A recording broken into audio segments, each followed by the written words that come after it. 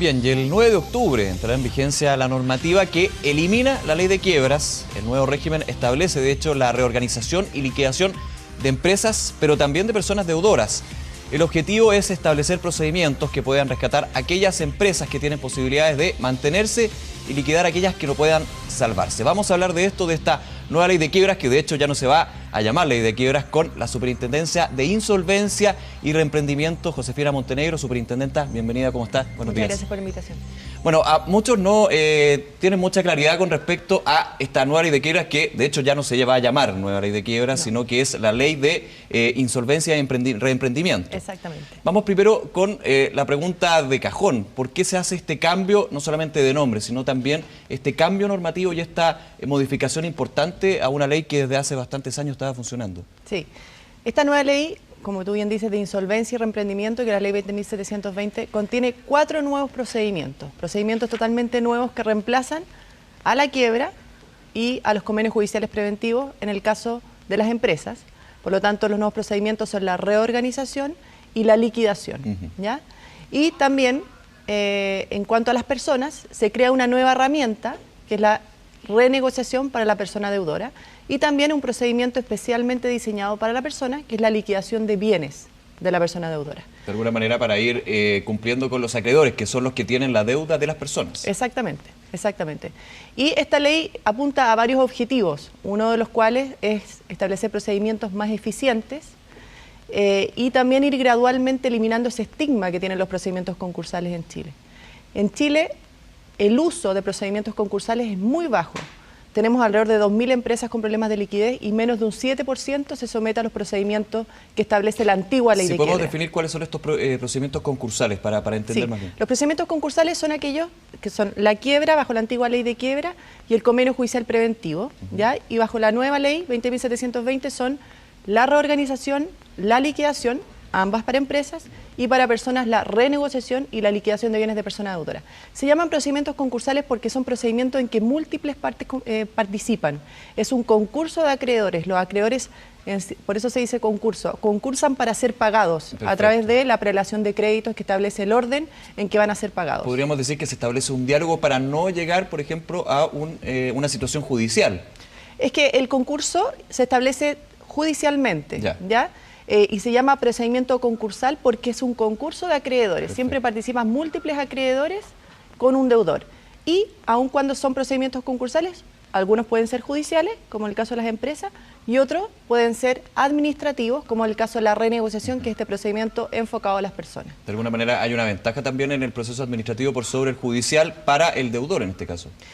Son procedimientos distintos. Efectivamente, el procedimiento administrativo que se lleva a cabo ante la superintendencia es un procedimiento gratuito, voluntario y muy breve, ¿ya? En que la persona puede acudir a la superintendencia si cumple con los requisitos de ser persona deudora, tener 2 o más obligaciones vencidas por más de 90 días que superen las 80 UF y no haber sido demandado de un juicio ejecutivo o no se le haya solicitado el inicio de un procedimiento de liquidación. Cumpliendo esos requisitos, esa persona accede a la superintendencia y solicita iniciar un procedimiento de renegociación, que consta de 3 audiencias. Una audiencia de determinación del pasivo, en que se determina cuánto se le debe a todos los acreedores, una audiencia de renegociación, en que se renegocian las obligaciones del deudor, por ejemplo, en cuanto al plazo, en cuanto a los intereses, en cuanto al reajuste, y luego una audiencia en el caso que la renegociación no llegue a efecto, una audiencia de ejecución en que se acuerda también con los acreedores cómo vender los bienes embargables del deudor para pagarle a los acreedores. Todo administrativamente al alero de la Superintendencia de Insolvencia y Reemprendimiento. Quiero llegar a otro beneficio que también se ve en esta nueva normativa y va por la mano también de la situación del día a día que viven las personas deudoras, porque muchas veces llegan a esta situación de insolvencia, que no pueden pagar sus deudas, que tienen claridad a quién hay que pagarles, pero no es por un tema de que no quieran, sino que no tienen la posibilidad de tener esos montos. Eso. Sucede mucho que para poder, de alguna manera, pagarle a los deudores, a los acreedores en este caso, uno trata de recurrir, por ejemplo, al financiamiento a través de los bancos. Pero justamente en la antigua normativa, cuando se daba esta situación de quiebra, evidentemente los bancos decían: yo no le puedo prestar plata, así bien en concreto, porque usted está en situación de quiebra, entonces su riesgo de moratoria, de morosidad, es bastante más alto. ¿De alguna manera esto cambia con la normativa nueva? ¿Le da más tranquilidad finalmente al deudor? Este procedimiento de las personas y también los otros procedimientos de la nueva ley creemos que son procedimientos equilibrados, ¿ya? Es decir, como tú bien dices, crean la instancia para que el deudor pueda renegociar con sus acreedores, pero no solamente con aquellos acreedores con los cuales tiene obligaciones vencidas. Esa es una gran gracia de este procedimiento de las personas, sino que cuando la persona llega y solicita el inicio del procedimiento, tiene que entregar una serie de antecedentes, dentro de los cuales tiene que entregar una declaración jurada que establezca todas sus obligaciones, no solamente las vencidas que le permitieron acceder al procedimiento. Es por eso que transparenta su situación patrimonial, el deudor, frente a todos sus acreedores. Porque si no... Algo que antes no se hacía y que se generaba la desconfianza entre las partes. Efectivamente, y esta transparencia le va a permitir al acreedor, y aquí viene el equilibrio, conocer realmente la capacidad financiera del deudor. Le va a permitir conocer y obviamente tomar mejores decisiones crediticias respecto a ese deudor.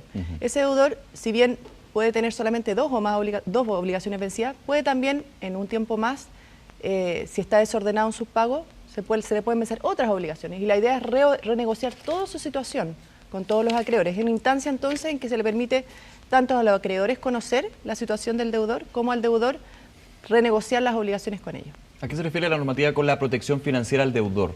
Así englobando justamente lo que estamos conversando. La protección financiera concursal, nuevamente volvemos al tema concursal, existe tanto en la renegociación de las personas como en la reorganización de las empresas.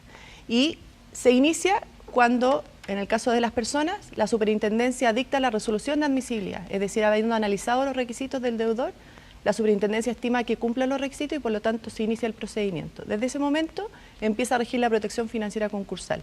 ¿Qué es lo que permite esa protección? Permite al deudor tener la protección para poder renegociar con sus acreedores y que no le estén ejecutando por mientras, es decir, para tener esa protección, ese espacio para poder negociar con sus acreedores. Y lo mismo pasa en la reorganización de las empresas.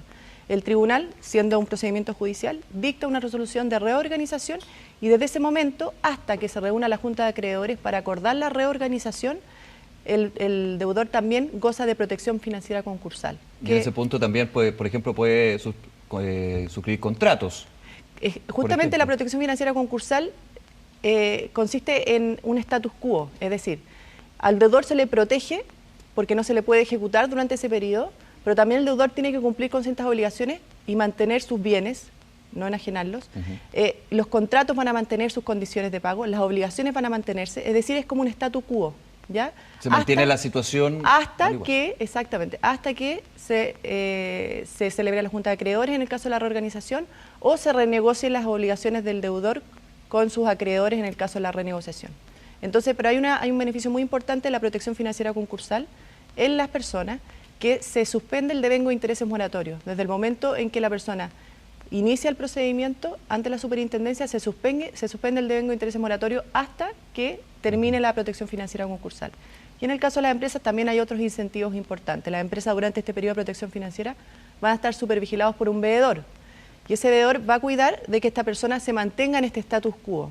Pero en ciertas circunstancias, para que la empresa pueda mantener su giro, porque la reorganización apunta a eso, a que la empresa pueda mantener su giro, le permite vender ciertos activos, ¿ya? Pedir ciertos préstamos, siempre supervigilados por el veedor, durante la protección financiera. El veedor de alguna manera mantiene las reglas claras y permite que las partes, en este caso la empresa o la persona, puedan desarrollar actividades financieras, por ejemplo. Exactamente, permite este equilibrio, ¿cierto? Porque al deudor se le está protegiendo para que pueda realmente renegociar en un ambiente libre de presiones con sus acreedores y además el veedor supervigila para que toda la situación financiera del deudor se mantenga durante esta protección financiera. Superintendenta, si no me equivoco, la idea de esta nueva normativa y el cambio justamente que se da en esta nueva ley de quiebra, que finalmente es de reemprendimiento y de insolvencia, se basa mucho en lo que sucede en Estados Unidos, donde lo que pasa hace varios años es que, por ejemplo, si hay una empresa, pasó por ejemplo con la crisis subprime de varias automotoras en Detroit que se tuvieron que declarar en quiebra, pero sin embargo seguían funcionando. Y de alguna manera la explicación, que uno no entendía mucho porque era una situación distinta, era, sí, pues tienen que seguir funcionando porque algunas generan todavía ingresos y si no pueden y se tienen que estar cerradas no van a poder cumplir con la parte que le dieron a los acreedores. ¿Se basa en ese sentido la normativa que va a estar a partir del 9 de octubre vigente? Sí, efectivamente se basa, la reorganización se basa en el capítulo 11. Capítulo 11 justamente, de la ley estadounidense. Sí, del Código de Bancarrota estadounidense. Entonces, efectivamente, y lo que busca es permitir que la empresa que es viable, y eso es muy importante que el deudor haga ese diagnóstico, si la empresa es viable, se le dan todos los incentivos para poder continuar con su giro, ¿ya? Y reorganizarse. Que siga funcionando. Que siga funcionando. Y le pregunto también por un tema relevante, porque cuando una empresa tiene esta montón de deudas y también de dudas, también afecta mucho al empleo. Y pasaba mucho que cuando se cerraba una empresa, llegaba al acreedor, tenía que hacer la enajenación de activos, embargos para pagar a los acreedores, los puestos de trabajo obviamente se iban reduciendo. Claro, y por lo mismo la reorganización apunta a mantener la unidad productiva, si esta empresa es viable y tiene una crisis financiera puntual. Esta empresa, si es viable, vuelvo a repetir, mantiene la unidad productiva y obviamente mantiene a sus trabajadores hasta que pueda salir adelante. Y eso es el mismo espíritu que busca la ley 20.720 con el procedimiento de reorganización, que el espíritu del capítulo 11 del Código de Bancarrota de Estados Unidos. ¿Cómo la gente puede acceder a esta nueva normativa, a los beneficios justamente, partiendo por las personas, pero también pensando en las empresas? Bueno, como te decía, son 4 nuevos procedimientos, 2 procedimientos judiciales y 2 procedimientos para las personas. El de las personas es el que se accede a través de la superintendencia, es decir, la persona que cumple con los requisitos que mencionamos solicita a la superintendencia iniciar este procedimiento y lo puede hacer vía página web o lo puede hacer presencialmente, ¿ya? Y una vez solicitado este procedimiento, se lleva a cabo en estas audiencias de determinación del pasivo, de renegociación o de ejecución en su caso, ¿ya? Terminado el procedimiento, es muy importante, terminado el procedimiento, esa persona puede solicitar a DICOM que se elimine su antecedente moroso, porque ya renegoció su obligación, claro. ¿cierto? Ya renegoció su obligación, y en el caso que haya llegado a una instancia de audiencia de ejecución, ya vendió sus bienes para pagarle a los acreedores. Por lo tanto, se extingue lo que se llama el saldo insoluto, lo que quedó de pagar. Por lo tanto, en ambas instancias, él puede solicitar que se elimine su antecedente moroso. Pero es muy importante, esa persona ha pasado por un procedimiento de renegociación, ¿ya? En el caso de los procedimientos judiciales, se inician a través también, en el caso de que sea voluntario, porque por ejemplo la reorganización es voluntaria y la liquidación puede ser voluntaria o forzosa, es decir, la puede pedir el mismo deudor o la puede pedir el acreedor. Y en ese caso, procedimientos judiciales se solicitan a la justicia, es decir, presentan la solicitud a la Corte de Apelación respectiva para su distribución o al tribunal directamente. Recordemos por último el sitio web de la Superintendencia, porque hay bastante información, también didáctica, hay un video que estaba revisando ayer para entender los beneficios que uno puede acogerse con esta nueva ley. Sí, la página web es superir.gov.cl, superir. Super y IR es por insolvencia y reemprendimiento. Perfecto, Superintendenta, muchas gracias por esta entrevista. A ustedes por el espacio. Buenos días, que le vaya bien. Bien, vamos a una pausa y volvemos enseguida con más noticias.